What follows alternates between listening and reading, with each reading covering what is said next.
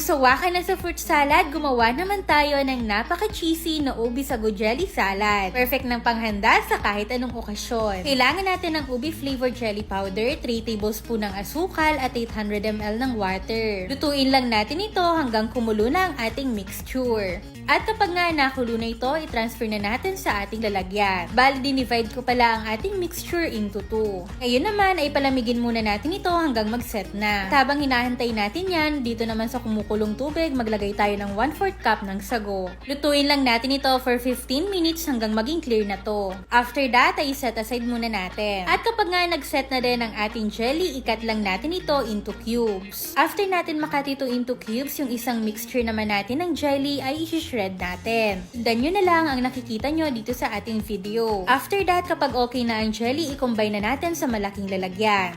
Ilalagay na din natin ang ating quick melt cheese at ang ating sago. Para mas cheesy at creamy, gagamit tayo dito ng creme queso. Para sakto lang ang tamis, maglalagay tayo dito ng 150 grams ng ubi condensed milk. Haluin lang natin ito ng mabuti hanggang mag-combine na lahat ng ingredients na linagay natin. At syempre, bago natin i-serve, kailangan na i-refrigerate lang natin ito. At yes, mga mare, hindi lang panghanda dahil pwede mo din itong pagkakitaan. Kaya naman, try nyo na din ang ganitong recipe. At kung gusto mo pa ng mga dessert recipe at pang negosyo idea, follow for more.